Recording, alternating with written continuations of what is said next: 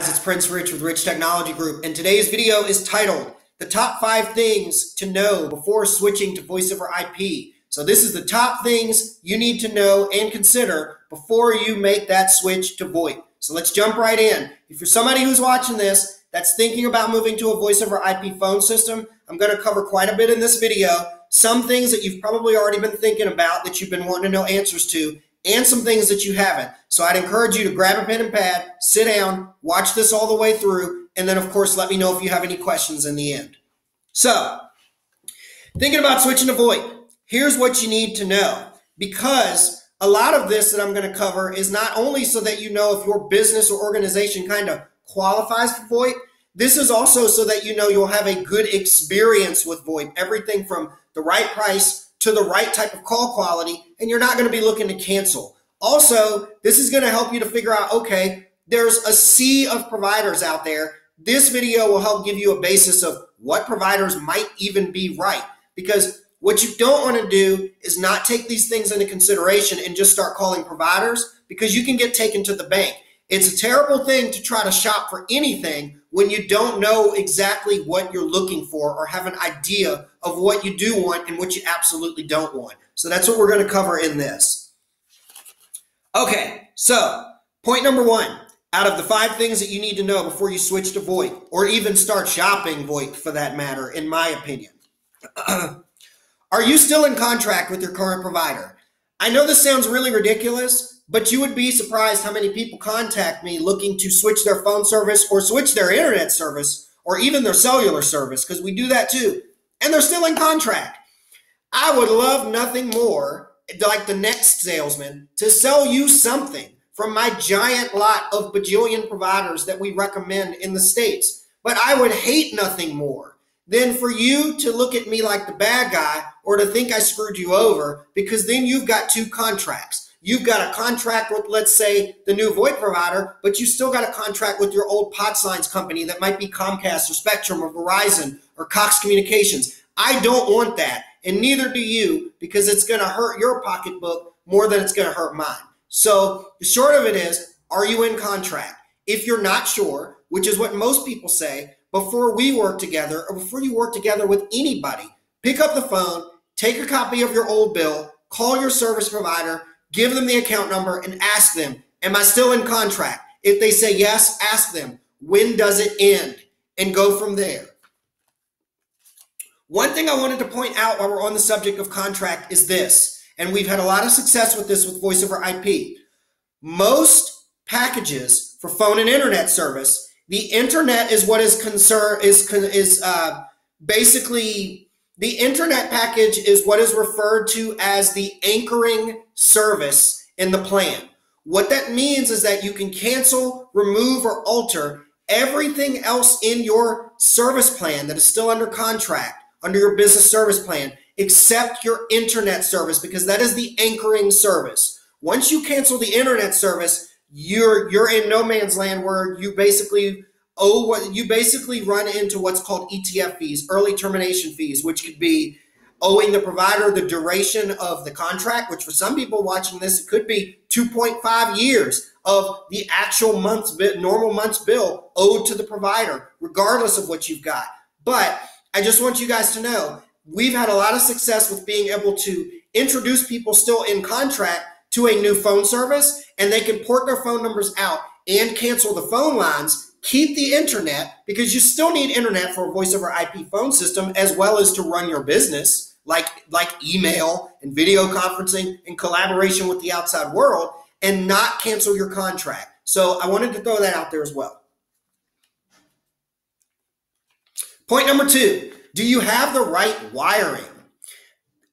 Most people don't think about this before they switch to voice over IP, and you need to understand, if you're on an old phone system, or what we call POTS, plain old telephone service, or what we just call a traditional PBX, or I like to call them old, antiquated, overpriced systems, because that's exactly what they are. Old, antiquated, expensive, and to maintain, and overpriced in comparison to what voice over IP costs these days, which is pennies on the dollar in comparison to the old systems. If you're watching this video and you're on an old traditional PBX, chances are you do not have the wiring in your office for voice over IP. Now, there are some ways to get around that. Nowadays, most of the voice over IP carriers understand that a lot of people are still switching. Somewhere around only like 22 to 26% of the actual market is using voice over IP. So the providers know there's still a lot of people out there that are trying to make the switch. One of the ways they've gotten around somebody having to look at, oh crap, I've got to rewire a whole office just to switch to a better phone system that's supposedly going to save me money, is they put pass-throughs on the phones. If you remember back in the day when dial-up internet was a thing, you remember the old modem that sat on the back of your computer that had the two ports. One port was your internet coming in, and then the other port was going out to a fax machine. The pass-throughs on the voice over IP phones work the same way. Your internet goes in, and then it can come out of the phone and be shared with like your computer or something like that. That's a way to help a lot of people that don't have the wiring switch to VoIP. So that's an option. If you're not sure, I recommend, and I tell this to people all the time, I recommend paying your IT guy the 1 hour that it's going to take, so the 100 to 130 bucks or whatever these days, that it's going to take for him to come in and look at your wiring in the wall and say, yeah, you've got the wiring for VoIP, or say, no, you need to have some wiring done and whatnot, and so on and so forth. The last thing I want to do is set anybody up on a VoIP phone system at a great price and a great deal with free phones and all the bells and whistles, and you don't have anywhere to plug it in. So make sure that you know that you've got the wiring in place. If you're not sure, call me. I have ways of working with you over the phone even to find out if you're wired or not. Let's see here. Point number 3. Do you have adequate internet? Now, I have covered this in many other videos individually, like broadband for voice over IP. Does DSL work with voice over IP? And so on and so forth. Do you have adequate internet? To sum it up, here is the short of it. The voice over IP providers recommend broadband internet or fiber internet.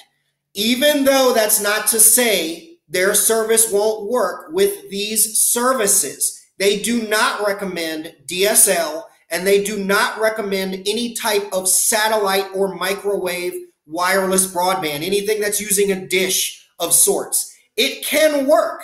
I actually have an office at a home that's in the middle of nowhere that has microwave internet, very good microwave internet, and I run 3 voice over IP phones on it, and I have no issues. But keep in mind, I'm an IT guy, and I've got some really high-end equipment that ensures that my phones will work and my internet works. I know that not everybody is an IT guy or IT savvy, but just understand, most of the service providers recommend broadband internet or fiber internet. If you're somebody watching this video and you have neither of those two, such as DSL or wireless broadband or satellite internet, call me. Drop me a message, send me what provider you've got and what your internet speeds are, if you can do a speed test like on speedtest.net or something, and then I'll tell you whether I think you can run voice over IP or whether I think your internet needs some improvement or we need to look at other providers altogether before you think about wasting your money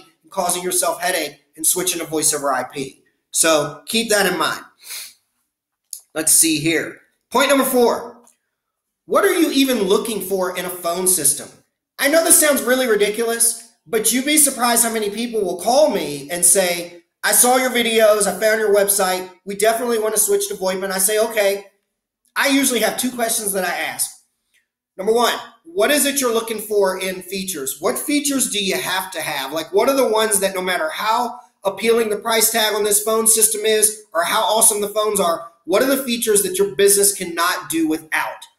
Because that's the basis where I'm going to start hunting for you, and I'm going to basically, if a provider says, oh, we don't have that feature that customer has to have, okay, fine, bye, see you later. I got plenty other providers that I represent. I'm not going to underserve one of my customers. My job is to find the system that does everything that you got to have and even gives you some extra frills that'll put a smile on your face. So what are the features you got to have? The second thing is, what are the features that you would like to have? Because like what's on your wish list, as I like to call it, not make or break features, not features that are going to determine whether you go with this phone system option or whether your business survives another year or not, but what are some features you'd absolutely like to have? A lot of those features, for example, that some people tell me are, oh, well, we don't need it, but we would love call recording.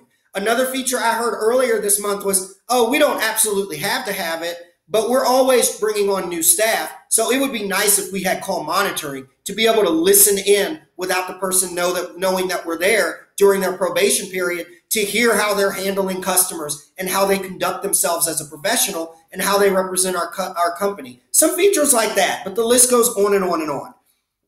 The third thing, what is your realistic budget? You'd be surprised how many people call me and I ask them, they'll say, well, I want a VoIP phone system. And I tell them, keep in mind that I represent literally like over 100 VOIP providers. What's your budget? Oh, I don't know. We don't really have a budget. Everybody's got a budget. Even though they may not have a budget, they might be money bags. Everybody has what they're not willing to pay for that specific thing. Me personally, I'm fairly well off, but could I afford a pair of $300 shoes? Yeah, I could go buy a pair of $300 shoes right now. Would I spend the money on a pair of $300 shoes? Heck no, because to me, it's not worth it. A pair of $300 shoes doesn't do anything for me that I feel like is worth $300. And it doesn't make me any money, and it can't record these videos and edit them, which is a lot of work. So to me, it's not worth it. So ask yourself, what is your hard cut off budget? Because back on this, which is all part of point number 4, what features do you have to have that determine whether you're going to go with the solution or not? What features would you like to have on the wish list? And what is your budget? If you don't know these 3 things, you are setting yourself up to get ripped off by a voice over IP provider. You're going to sign a contract, turn around and be like, wow, I went to these guys and didn't know what I needed, and they sold me nothing that I needed, but everything they wanted to sell me, which for any good salesman out there that's playing that gimmicky game, they're going to sell you everything that you don't need, but everything they need to, win President's Club and get that trip to Costa Rica or Bermuda or Japan or whatever. So my point is have a general idea of what you want before you start shopping, because you can really get in a lot of trouble that way. Not sure what you want, what you need, or what you want. That's what you have me for, because I represent them all and I don't charge you to figure out what your needs are. Number 5. So if you look through points number 1 through 4, we've covered, before we get into number 5, we've covered, are you still in contract? We've covered, do you have the right wiring? We've covered, do you have the right internet? We've covered, what is it that you're looking for and what is your budget? We've covered everything except for one thing. And for those of you who have been watching and taking notes, I know you're thinking of it.